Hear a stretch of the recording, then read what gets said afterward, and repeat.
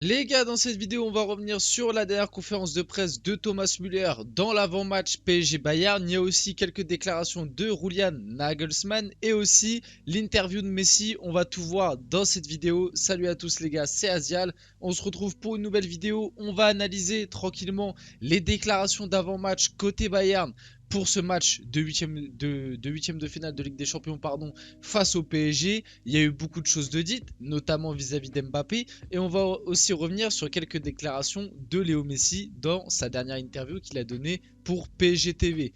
Bref, comme d'habitude, si le contenu de la chaîne vous plaît, n'hésitez pas, petit like, petit abonnement, petit partage, ça fait toujours plaisir et ça m'aide énormément pour le développement de la chaîne, plus que vous le croyez.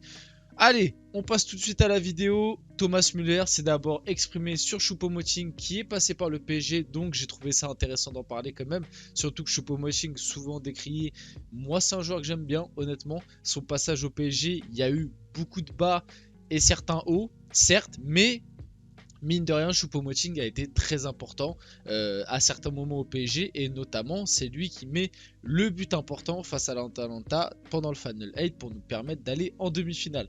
Bref, Thomas Müller sur Choupo-Moting, je n'ai pas vécu ce temps où les gens se moquaient de lui au PSG. Ceux qui ont fait cela, ils ne connaissaient pas le foot, il marque des buts et à Paris.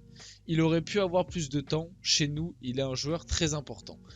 Moi, je suis assez d'accord. Franchement, Choupo-Moting, c'est un joueur qui a été souvent très critiqué, comme la Pulette par exemple, à un moment, un Danilo Pereira. Et avec le temps, on se rend compte qu'en fait, Danilo Pereira, c'est un très bon joueur, un joueur de vestiaire, pas un joueur qui a un immense talent, pas un joueur bling bling finalement, comme a pu le dire Nasser à certains moments, mais qui, dans les matchs importants, dans les moments où il faut, il est toujours un minimum bon, voire très bon. Et en plus, c'est un mec qui va jamais se plaindre, qui va tout le temps dépanner là où tu le mets. Et c'est ce genre de joueur, qu'il faut plus au PSG. Et Choupo-Moting, moi je suis assez d'accord avec Thomas Müller sur ce point-là. Je pense que c'est un bon joueur qui certes peut-être, et je trouve ça quand même un peu lourd qu'il soit titulaire indiscutable en pointe du Bayern. Je pense que le Bayern quand même devrait aller chercher un meilleur neuf.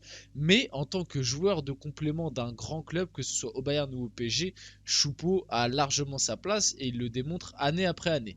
On passe ensuite à la prochaine déclaration de Thomas Müller. Mon joueur favori au PSG, le plus spectaculaire est Kylian. C'est une décision facile. Son explosivité, ses bons choix, c'est super efficace et j'adore ça. Mais si notre plan est efficace, il ne va pas s'amuser demain.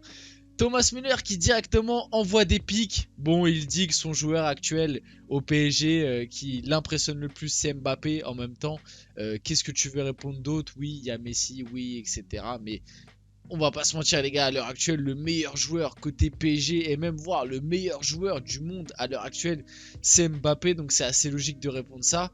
Mais il y a le petit pic quand même. Si notre plan est efficace, il ne va pas s'amuser demain. Tu sens que ça veut le travailler un peu parce que les dernières déclarations d'Mbappé, Muller va en parler après, vous allez voir, mais c'est vrai que les dernières déclarations d'Mbappé ont été assez confiantes quoi. Il a dit on va y aller, on va se qualifier, j'ai confiance, il y a la place, etc. Enfin bref, on continue. Thomas Müller en conférence de presse, le monde entier aime regarder Mbappé jouer au foot, mais demain on ne voudra pas le regarder. Si notre plan est efficace, il ne s'amusera pas. Encore une fois, il renvoie un petit pic. Demain, on va pas le regarder, on va l'affronter. Si notre plan est efficace, il va pas s'amuser. On sait comment le contrer. En gros, c'est ce que ça veut dire. Bon, moi, je pense que il se chie quand même dessus. On va pas se mentir, les gars. Je pense que côté Bayern, Mbappé, ça les rassure pas du tout. Déjà qu'à l'aller, Mbappé, qui n'était même pas censé être présent, au final, au dernier moment, il est sur la feuille de match, mais il était à 30%, quelque chose comme ça, 30 ou 50%.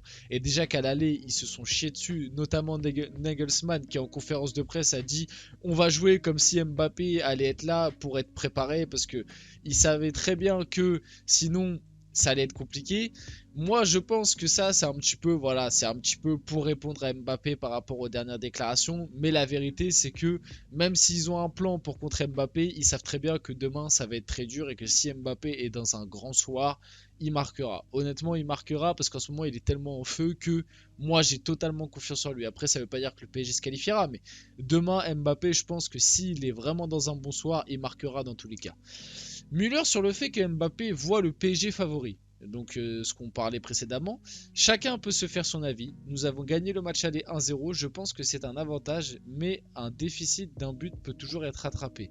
Je comprends son opinion, il a beaucoup de confiance en lui. Assez d'accord sur cette déclaration, il prend pas trop de risques.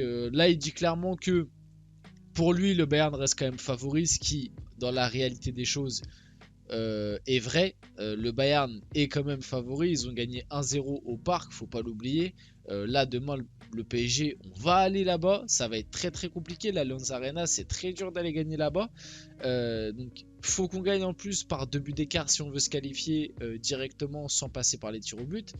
Le match va pas être facile. Après, avec un Mbappé dans un grand soir, si on fait une performance collective cohérente comme face à l'OM, gagner 2 buts, ce Bayern n'est pas en énorme confiance, même s'il faut se méfier, ils peuvent sortir eux aussi une grande performance, ça je le cache pas, le Bayern c'est une équipe qui en Ligue des Champions sait aussi son niveau de jeu. Après Nagelsmann nous l'a montré l'année dernière, contre Villarreal c'est pas passé, alors que Villarreal certes ont fait un beau parcours pardon, mais techniquement sur le papier il n'y avait pas photo. Et contre Villarreal, c'est pas passé. Cette année en championnat, ils sont loin d'être souverains. Ils sont beaucoup embêtés par beaucoup d'équipes. Là, demain, face au PSG, avec un Mbappé qui est en feu, avec un Messi qui revient bien, avec un Neymar du coup qui n'est pas là, mais on va avoir un milieu à 3 qui est peut-être plus cohérent pour affronter des équipes comme le Bayern.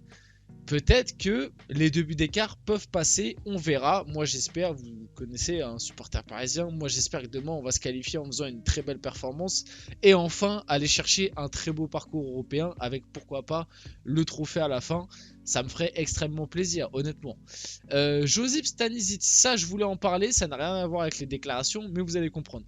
Josip Stanisic a dépassé Cancelo dans la hiérarchie du Bayern et sera titulaire mercredi face au PSG. Le Croate solide en défense, laissant plus de liberté à Kingsley Coman, aura pour mission de stopper Kylian Mbappé. Donc, apparemment, c'est une information qui est sortie. Demain, Stanisic sera préféré à Cancelo pour jouer titulaire en latéral droit, du coup. Enfin, ça dépend comment le Bayern va jouer, mais je pense qu'ils joueront à 4 derrière, pas à 3 comme ils l'ont fait à l'aller. Et Cancelo est très très frustré. Et on a vu des images, notamment sur les réseaux. Moi j'ai vu passer des trucs. Cancelo est pas du tout content de sa situation au Bayern. Et en fait, je veux parler de ça tout simplement pour montrer que actuellement, le PSG revient, on va dire entre guillemets, pas mal, même si c'était la crise il y a 2-3 semaines. Mais que du côté du Bayern, ils sont pas du tout souverains. Ils sont pas du tout en confiance. Faut pas se faire d'idées. Du côté du Bayern, là, ils viennent de prendre Cancelo qui joue pas énormément et il est parti de Manchester City parce il estimait déjà pas beaucoup jouer. Là, depuis qu'il est au Bayern, il a joué les 2 premiers matchs où il est arrivé titulaire, notamment face au PSG et en championnat. Et depuis, il ne joue quasiment plus. Il joue un match sur 2, ou alors il rentre, ou alors il ne joue pas. Depuis, c'est un peu plus compliqué. Nagelsmann est pas trop content apparemment de son attitude et même de ses prestations sur le terrain, notamment parce que défensivement c'est très très léger. Et finalement, il compterait pas trop sur lui et ce serait plutôt Stanisic qui jouerait demain face au PSG pour contrer Mbappé car c'est un profil plus défensif.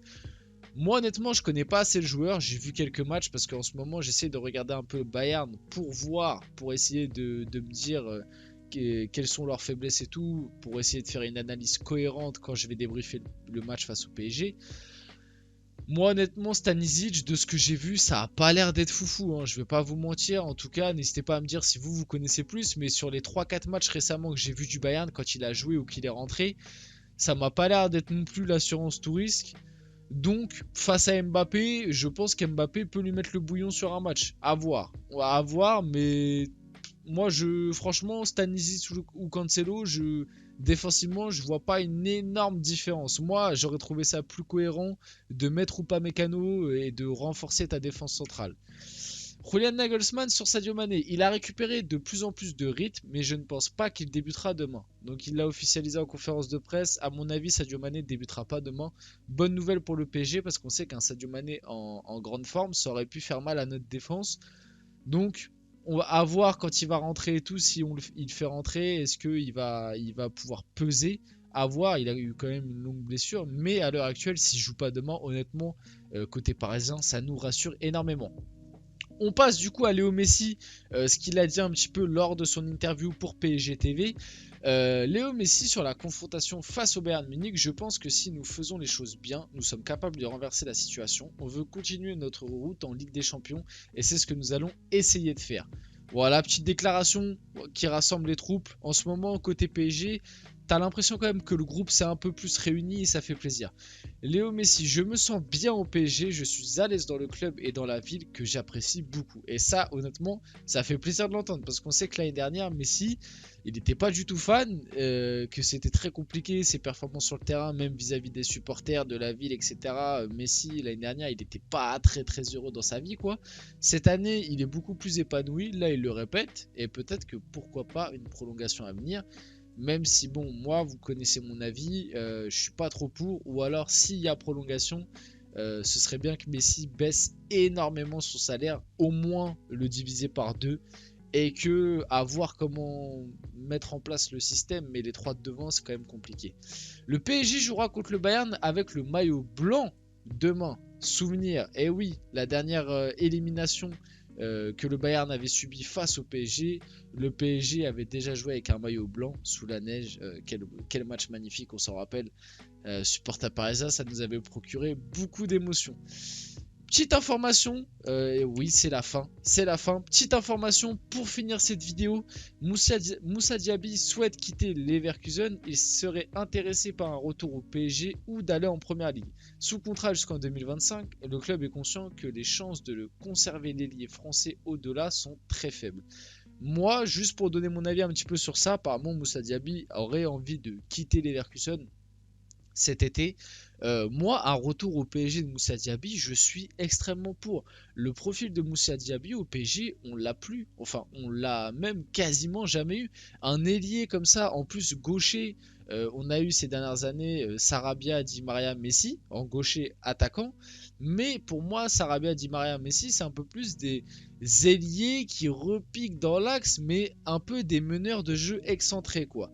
Moussa Diaby, c'est un vrai ailier de percussion, un peu à la profil Mbappé en beaucoup moins fort, mais gaucher qui peut partir de l'aile droite, rentrer sur son pied gauche, mais pour percuter, pour éliminer et pour provoquer des choses, centrer, etc.